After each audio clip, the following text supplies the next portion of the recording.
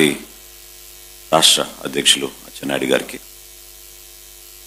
Bharatiya Janata party నుంచి పాకా సత్యనారాయణ గారికి, నాగభూషణం గారికి, జనసేన పార్టీ మా పొలిటికల్ అఫేర్స్ కమిటీ సభ్యులు, పోటీ చేస్తున్న అభ్యర్థి కందుల దుర్గేష్ గారికి, మా గుంటూరు జిల్లా అధ్యక్షులు వెంకటేశ్వరరావు గారికి, సోదరులు లోకేష్ గారికి, విచ్చేసిన ప్రతి ఒక్కరికి కూడా మనస్ఫూర్తిగా నమస్కారం. కమిటీ సభ్యులు, పోటీ చేస్తున్న అభ్యర్థి కందుల దుర్గేష్ గారికి, మా గుంటూరు జిల్లా అధ్యక్షులు వెంకటేశ్వరరావు గారికి, సోదరులు లోకేష్ గారికి, విచ్చేసిన ప్రతి ఒక్కరికి కూడా మనస్ఫూర్తిగా నమస్కారం. ఇది చాలా కీలకమైన సమావేశం. సీరియస్గా రెస్పాన్సిబుల్ విధానంలో మనం ముందుకెళ్ళగలిగితేనే మన నాయకులు మన పైన చూపించిన నమ్మకం, ఒక ఆలోచనతోటి మిమ్మల్ని అందరినీ ఈ విధంగా సెలెక్ట్ చేయడం అనేది మనం ఒక రెస్పాన్సిబిలిటీగా తీసుకుని ప్రజల్లోకి వెళ్ళాలి. ఎందుకంటే చాలా సందర్భాల్లో గత 45 రోజుల నుంచి క్షేత్రస్థాయిలో పర్యటిస్తున్నప్పుడు నాకు స్పష్టంగా అర్థమవుతుంది ఏంటంటే, డిస్టర్బెన్సెస్ క్రియేట్ చేయడానికి వైఎస్ఆర్సీపీ నాయకులు జగన్మోహన్ రెడ్డి గారు ప్రతిరోజు ఏదో విధంగా కుట్రలు చేస్తూనే ఉన్నారు. అసలు ఈ పొత్తు జరగకూడదని వాళ్ళు చేసిన ప్రయత్నం చాలా ఆశ్చర్యం కలిగించింది. అనేక సందర్భాల్లో ప్రతి సమావేశాల్లో నేను పాల్గొన్నాను కాబట్టి నేను మిమ్మల్ని అందరినీ కూడా ముందుగా మనస్ఫూర్తిగా కోరుకునేది, మా పార్టీ అధ్యక్షులు పవన్ కళ్యాణ్ గారు, అదేవిధంగా చంద్రబాబు నాయుడు గారు భారతీయ జనతా పార్టీ తోటి కలిసి మనం ఉమ్మడిగా ఒక కూటమిగా ఏర్పాటయ్యి రాష్ట్రంలో మనం చేయబోయే కార్యక్రమాల్ని రాష్ట్ర భవిష్యత్తు కోసం, ప్రజల కోసం ఎంతో అవసరం అని భావించి దేనికైనా సిద్ధం అనే ఉద్దేశంతో కష్టపడి ముందుకెళ్ళిన ఆ కార్యక్రమాన్ని దయచేసి మీరందరూ కూడా గుర్తించి గౌరవించండి. ఇది చాలా బాధ్యతమైన సమావేశం. ఎందుకంటే రెస్పాన్సిబిలిటీ అనేది మీ పైన ఈ రోజున క్షేత్రస్థాయిలో ఉంటుంది. దయచేసి ఇతర పార్టీలతో మనం సమన్వయపరచుకోవాల్సిన బాధ్యత కూడా మీ పైనే ఉంటుంది. అది మీరు గుర్తు పెట్టుకోవాలి.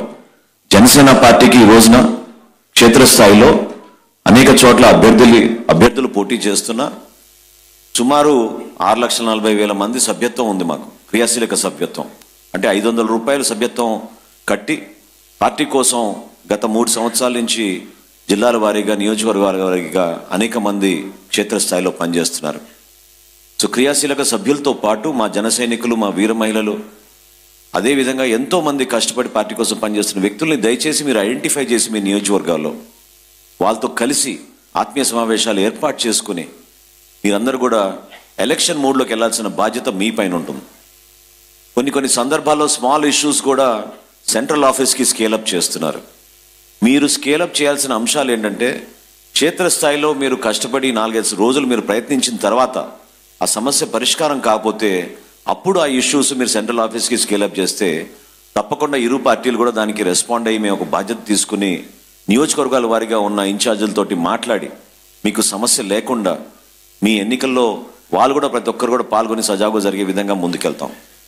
పవన్ కళ్యాణ్ గారు ఎంతో ఆలోచనతోటి మనం ఈ ఎలక్షన్లో మాత్రం తగ్గాల్సిన అవసరం వస్తే తగ్గుదాం, త్యాగం చేయాల్సిన అవసరం వస్తే ఖచ్చితంగా త్యాగం చేద్దాం. చేసేది మన ఆంధ్రప్రదేశ్ ప్రజల కోసం, మన భవిష్యత్తు కోసం, అంతేకాని రాజకీయ పదవుల కోసమో రేపటి రోజున మనం ఏదో జగన్మోహన్ రెడ్డి గారి లాగా లక్షల కోట్లు సంపాదిస్తామనే దానికోసం కాదు. కాబట్టి నా రిక్వెస్ట్ ఏంటంటే మిమ్మల్ని అందరినీ, there is no alternative to hard work. నేను ఇప్పుడే చంద్రబాబు నాయుడు గారితో మాట్లాడుతున్నప్పుడు అదే వి డిస్కస్డ్. ఎందుకంటే ఎంత సింపుల్ ఇష్యూని కూడా చాలా సందర్భాల్లో లోతుగా ఆలోచించి భవిష్యత్తు ఏమైపోతుందనే భయంతో తీసుకున్న నిర్ణయాలు ఇది.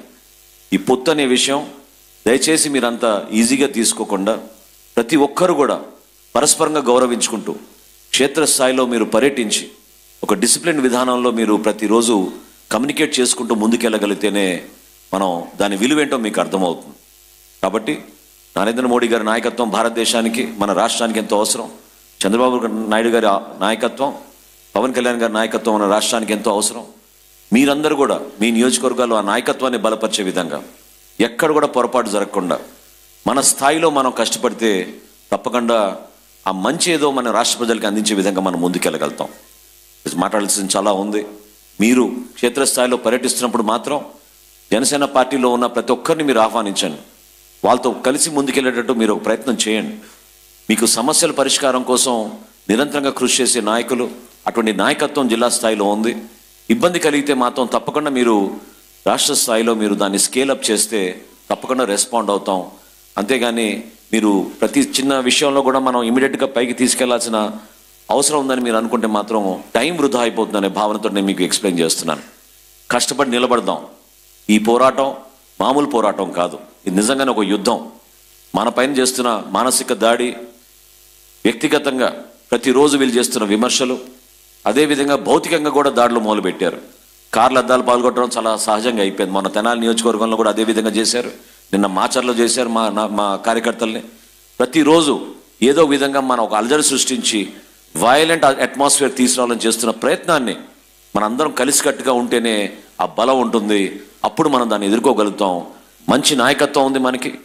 చంద్రబాబు నాయుడు గారు మనకి ఇచ్చే ఆ స్ఫూర్తిని, పవన్ కళ్యాణ్ గారు చూపించిన ధైర్యాన్ని, నరేంద్ర మోడీ గారు చూపించిన దూరదృష్టిని మీరు ప్రజల్లోకి తీసుకెళ్లాల్సిన బాధ్యత మీ పైన ఉందని మనస్ఫూర్తిగా కోరుకుంటూ, ఈ వర్క్షాప్లో మనందరం కూడా తిరిగి వెళ్ళినప్పుడు మనం కొంతమందిని మనం ట్రాన్స్ఫార్మ్ చేసే విధంగా, కొంతమందిని మనం చేసే విధంగా మీరందరూ కూడా కృషి చేస్తారని మనస్ఫూర్తిగా కోరుకుంటూ, ఈ సమావేశానికి మమ్మల్ని ఆహ్వానించినందుకు ప్రత్యేకంగా పెద్దలు నారా చంద్రబాబు నాయుడు గారికి ప్రత్యేక ధన్యవాదాలు తెలుపుకుంటూ సెలవు తీసుకున్నాను.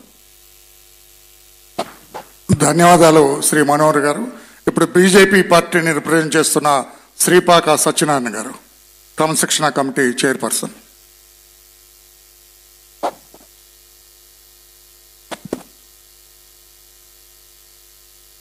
ఎన్డీఏ కూటమి నేతృత్వంలో తెలుగుదేశం ఆధ్వర్యంలో ఏర్పాటు చేసినటువంటి ఈ యొక్క వర్క్షాప్కి అధ్యక్షత వహించినటువంటి జాతీయ తెలుగుదేశం అధ్యక్షులు నారా చంద్రబాబు నాయుడు గారికి, రాష్ట్ర తెలుగుదేశం అధ్యక్షులు నాయుడు గారికి, జనసేన పబ్లిక్ అఫైర్స్ కమిటీ చైర్మన్గా ఉన్నటువంటి నాదెళ్ల మనోహర్ గారికి, మిత్రులు దుర్గేష్ గారికి, నా సహచరుడు పాతూరు నాగభూషణం గారికి, ఈ ఎన్నికల పోటీలో నిలబడేటటువంటి ఎమ్మెల్యే ఎంపీ అభ్యర్థులకి, శ్రేణులకి అందరికి కూడా ముందుగా నా యొక్క నమస్కారాలు.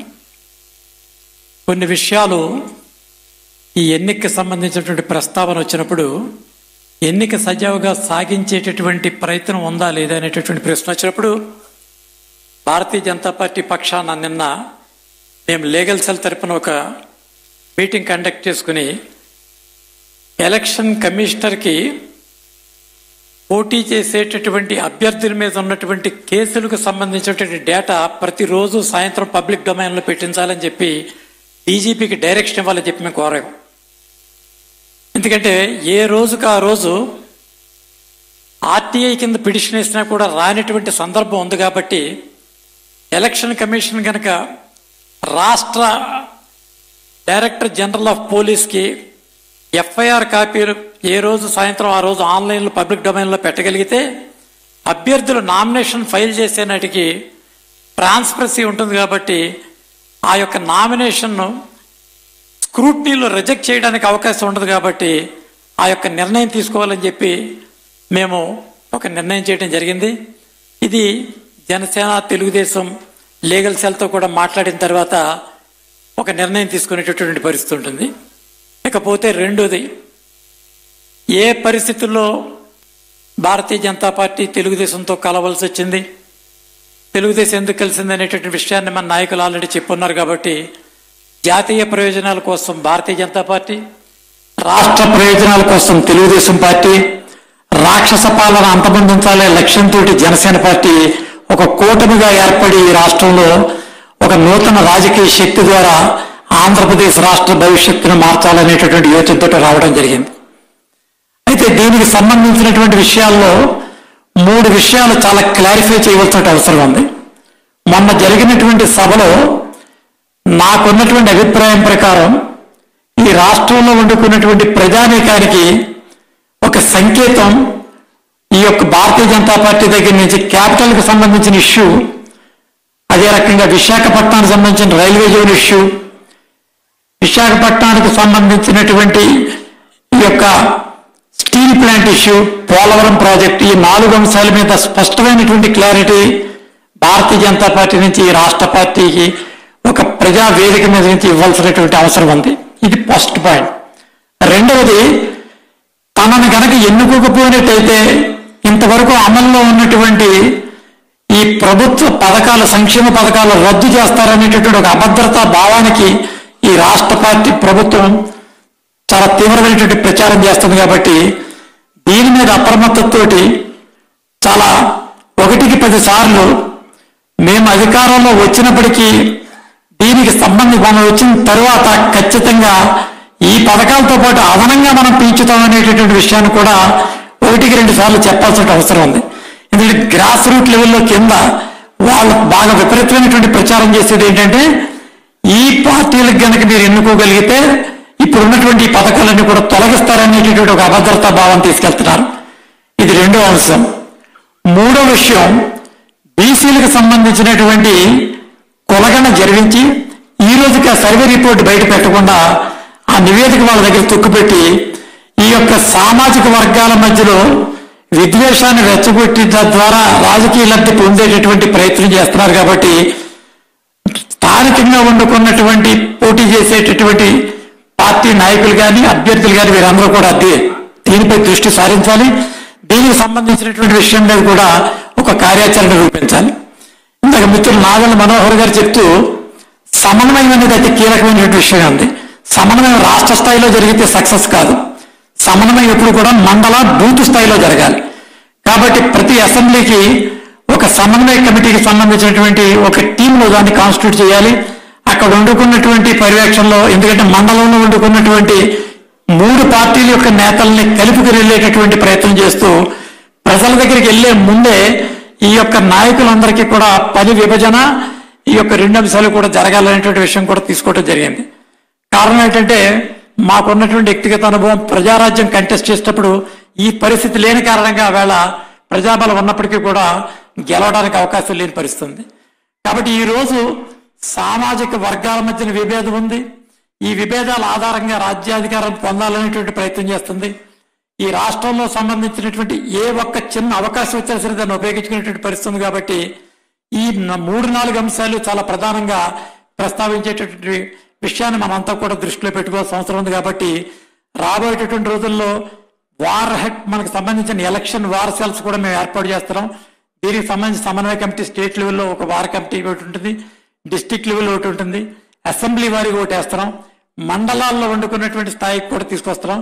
కాబట్టి ఎన్నికలు నామినేషన్ వేసే నాటికి ఒక ఘట్టం, స్క్రూటీ నాటికి ఒక ఘట్టం, పూర్తయిన తర్వాత వెళ్ళేటువంటి ఒక ఘట్టం ఉంది. కాబట్టి పోలీస్ కూడా దీనికి సంబంధించినటువంటి విషయాల్లో పెద్దగా సహకారం ఉండదనేటటువంటి విషయం కూడా, అనుమానం కూడా మనకు వస్తుంది. కాబట్టి దిగిన తర్వాత గెలిపే లక్ష్యం. మనలో ఎన్ని రకాలైనటువంటి విద్వేషాలు, విభేదాలు ఉన్నా అది నేటితో సమస్య పోవాలి. అల్టిమేట్ గా యుద్ధంలో దిగాం కాబట్టి గెలిపే లక్ష్యం. దానికోసం ఎటువంటి త్యాగాలకైనా, ఎటువంటి దేనికైనా సరే మనం సిద్ధపడాల్సిన అవసరం ఉంది. ఈనాడు జనసేన పార్టీని చూసి కూడా నేను ఒకటి నేర్చుకున్నాను. ఎక్కడ తగ్గాలో అనేటటువంటి మాట సినిమాలో చూశాను, కానీ ఒక వ్యక్తిని మీద వారు ఖచ్చితంగా ఒక ప్రభుత్వాన్ని మార్చడం కోసం పూర్తిగా తమకు ఉన్నటువంటి తమ యొక్క ఆలోచనలన్నీ కూడా పక్కన పెట్టి కలిసి పనిచేసి ఎదరికొచ్చిన జనసేన పార్టీ మనం శ్లాఘిస్తే వారి స్ఫూర్తితోటి మనం రాబోయేటటువంటి ఈ యొక్క రోజుల్లో ఈ రాష్ట్ర రాజకీయ ముఖ చిత్రాన్ని మారుద్దాం.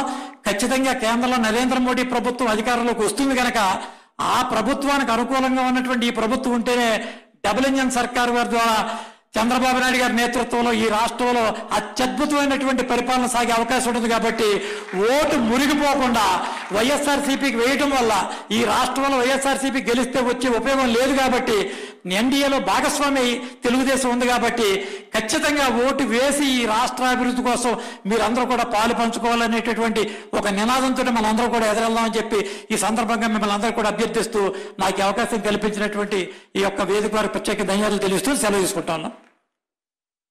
ధన్యవాదాలు సత్యనారాయణ గారు. ఇప్పుడు మన ప్రియతమ నేత మాన్యశ్రీ నారా చంద్రబాబు నాయుడు గారిని వారి అమూల్యమైన సందేశం